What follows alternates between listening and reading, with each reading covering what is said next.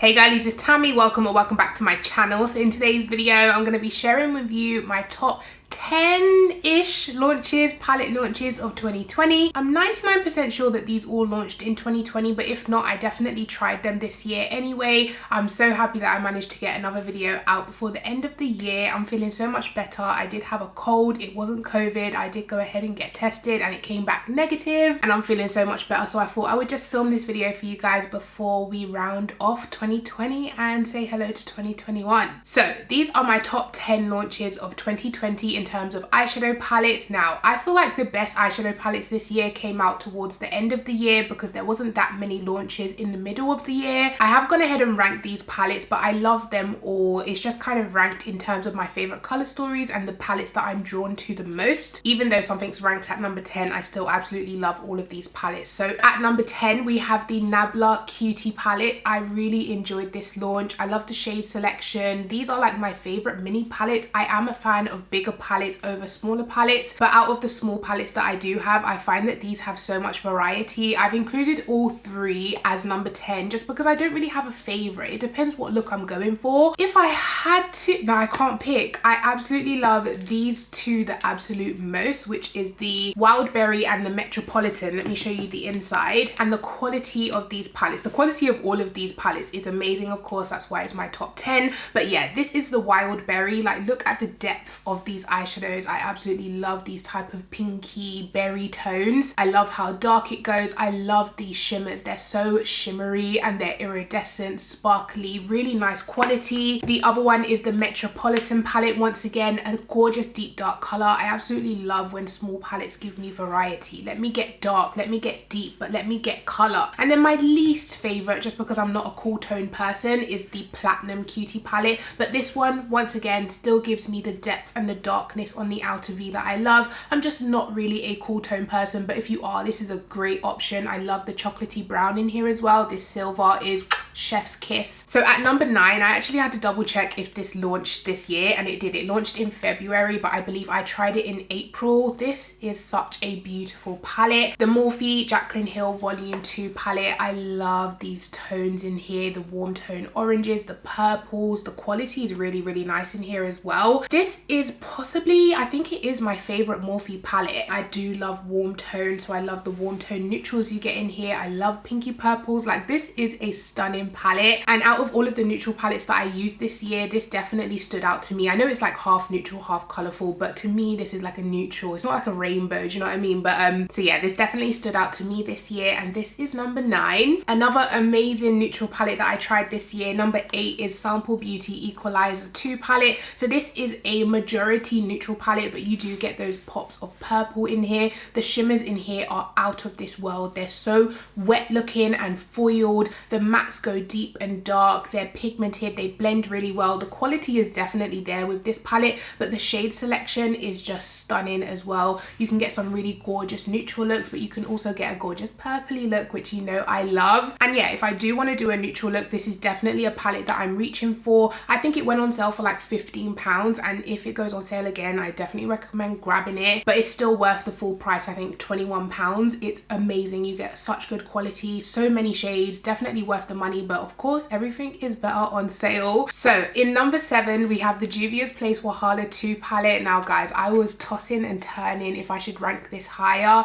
but honestly I just feel like I love the quality, I love the color story, but there's just not much variety in here. I mean, yeah, you get blues and greens and a couple like neutrals over here, but overall I feel like I keep doing or wanting to do the same look, which tends to be bluish green. As much as I love the quality in here, love the colors, I love this palette, don't get it twisted, I love it, but it just couldn't rank higher compared to the rest because the rest absolutely blow me out of the water. And I kind of did this ranking based on what would I want to reach for first, and this just fell where it fell, but it's still a beautiful, amazing palette. If you do like blues and greens, don't trick yourself into thinking, oh, I'm not really a blue person, but this palette looks gorgeous. If you're not into blues, don't get this palette, but if you are into blues, go for it. It's amazing. At number 6, we have another Juvia's launch. This launched towards the beginning of the year, and these are the mini palettes. These two in particular are my favorites. I absolutely love the color stories in here. First we have the chocolates, which is the perfect neutral palette if you have deeper skin. I feel like this will work for everyone, but if you are into smaller neutral palettes and you kind of want like a travel friendly palette, maybe you do your makeup on your way to work, this is perfect. You get gorgeous browns, transitions, you get outer V kind of deepening colors, you get gorgeous shimmers in here. It's like a perfect everyday palette, and I love the fact that you can deepen and darken your looks, go for smoky, go for everyday kind of neutral, natural. Because of the staple mattes that they've chosen in here, it just goes so well anytime, evening, event, daytime, to work, it just works. Do you know what I mean? So yeah, absolutely love the chocolates. And then I rate these at the same spot because I love them both and they launched together. So this is the berries. This one of course is for people that love pinky berry types of colors. You get the choice of going deep and dark and smoky, but you also get some really beautiful pinks in here.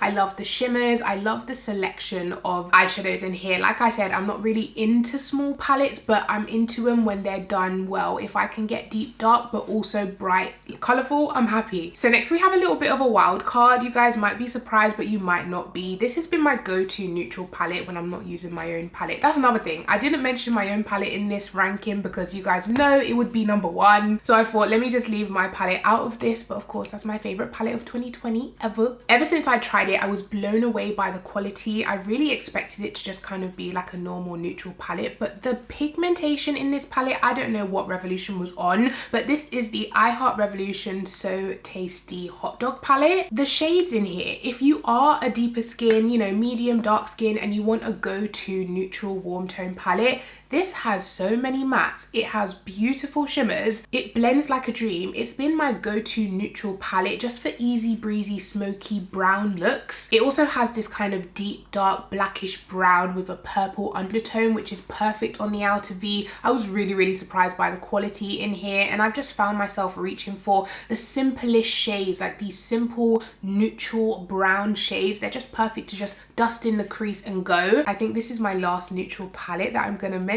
The rest are pretty colorful, but you know me, I do like to wear color on my eyes. So moving on to number 4, we have the Made by Mitchell Head in the Clouds palette. So this, I didn't expect to love it as much as I do, mainly because the layout of this palette is so chaotic in terms of the eyeshadows are everywhere. They're not like in order, but once you've selected shades that you want to use and you kind of picture the look that you want to do in your head, the quality in here is amazing. The shades are beautiful. My favorite look that I done with this palette was the purpley look. I put this in the crease and outer V, blended it out with this gorgeous pinky lilac, and then put this purple in the center. Such a easy but stunning eye look. I also love the blue looks that I've done with this palette. You've got yellows in here. You've got a range of everything in here if you just take the time to single out the eyeshadows that you want to use.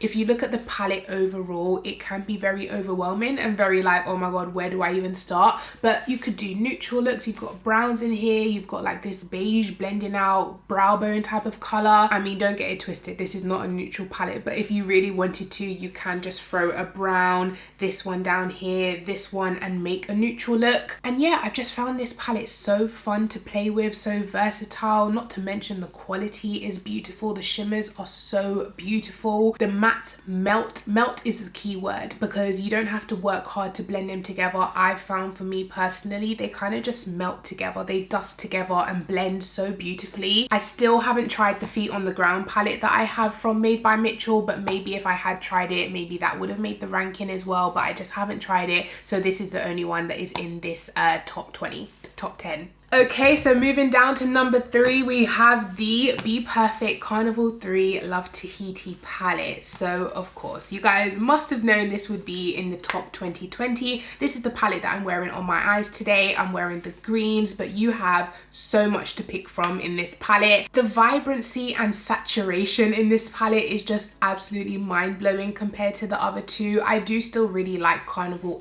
XL, but this one is a little bit more, it's like they just took the palette and turned turned up the saturation and vibrance on it. It's just a little bit brighter because you have these pops of neon types of colors in there. Now with this palette, I found that it doesn't swatch amazing. If you get this palette and you swatch a few shades and you're like, what? It doesn't matter. On the eyes, they perform. They blend, they're pigmented, they're buildable, they're workable. They're not overly pigmented. I don't feel like if you're a beginner, if you're a beginner, you might be overwhelmed by this. But if you are new to color and you want to kind of learn how to blend and mix colors together, I feel like this formula is great for that. It's not overly pigmented, but it's still enough pigment for you to get gorgeous, vibrant looks. The variety in this palette is out of this world. I absolutely love playing with this. Every single time I get different looks and they're just so beautiful and colorful. If you're into color, this is definitely one you should have in your collection, in my opinion. Sorry, my camera battery died, so I just quickly turned on my lights back there because it was getting a little bit dark. But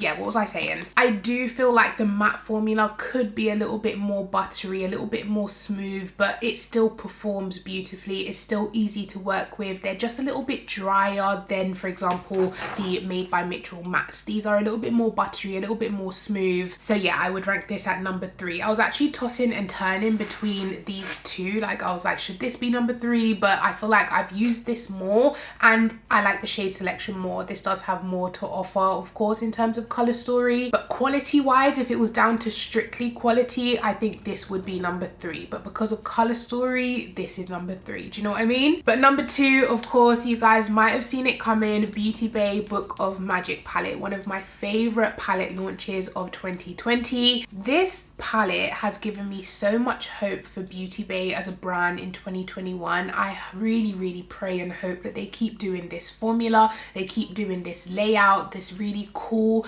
color stories and packaging, and such an amazing price. This is still on sale for £9, I think. If not full price, £15 is still an amazing, absolute bargain for what you're getting. The mattes, soft, buttery, blendable. The mattes in here are better than the ones in the Be Perfect palette, and the shimmers in here are out of this world as well. Foiled, metallic, wet looking shimmers, absolutely beautiful. I don't have anything negative to say about this palette. Every single look that I've done with this palette has been amazing. I don't think I've ever used these 3 shades up here, but that's because I don't reach for this palette if I want to do a neutral look. I just don't think, oh yeah, neutral, let me grab this palette. But when I think blue, when I think purple, I'm like, oh, I want to use the Beauty Bay palette. Don't sleep on this palette, guys. Grab it. If you were thinking about it, if you have the £9 to spare, treat yourself, okay? Go for it. Your birthday, ask for it. Christmas, well, Christmas is gone, but you should have got it. Now, in first place, you guys might have even forgot that these launched this year. I'm not 100% sure they launched this year because the launches were like at the end of 2019, beginning of 2020. But I tried them in 2020, okay? And I fell in love with them in 2020, so it counts as a 2020 launch. Don't tell me you guys have forgot about the ABH Norvina palette, okay? It's funny because these palettes kind of cancelled ABH for some people, whereas this made ABH a brand. It put ABH on the map for me. Before these, it was like soft glam, sultry, yeah, okay. Then these came out and I was like, ooh, this piqued my interest. They're big, the color story, the quality, everything that I love in a palette is in these palettes. Warm tone, orangey, green, summertime fine type of shades. This has it all. Like, don't tell me you don't look at this palette and think, I definitely do. Guys, you can't tell me this is not a stunning color story. This is such a beautiful palette, and obviously the quality is definitely there as well. I love all of the looks that I've done with this palette. I do feel like it could have benefited from maybe a few more deeper, darker options to put on the outer V, maybe even a black, but hey, I have deep dark options. I have black, I don't really need it. But also, if I wanted a black, I could reach into my other favorite one, which is volume 1, the purple pinks. The quality, amazing, blendable, so pigmented. This is definitely a very pigmented formulation that you want to work slowly with, build it up. Don't go in with too much pigment because it might be hard to blend and diffuse. So just start little, build your way up, but the color story in here is absolutely beautiful. So this palette does have the black option and it does have the deeper, darker outer V, brown, purple options. This is definitely, they're equal. This one and the third one, they're equal in my eyes. I love them both for different reasons. I wasn't sure about this color story when I first saw it, but then when I saw it on sale, I was like, I need it. I love purples too much to pass it up. I do recommend getting them on sale though, because of course £60 is no joke, guys, and especially if you are a colorful lover like me and want to collect them all, it's not cheap at all. And like I said, I did my rankings for this video based on what I would reach for first. If I only had these palettes in my collection, what would I reach for first? And these would be the first ones that I would be reaching for every single day, and then it would be Beauty Bay, and then it would be Carnival 3, then it would be Mitchell, you know, like that. That's how I did it. So yeah guys, those are my favorite top 10-ish launches, palette launches for 2020. Let me know, what is your favorite palette? Did you grab any of these? Did you purchase any of these this year? I understand this year has not been the easiest for everyone. Makeup is not a priority, but if you did manage to treat yourself at least once this year, then let me know what you got. Even if it wasn't one of these palettes, let me know what you did treat yourself with this year. Go ahead and give this video a thumbs up if you enjoyed it. Make sure you're subscribed to my YouTube channel, and I'll catch you guys in 2021. Bye.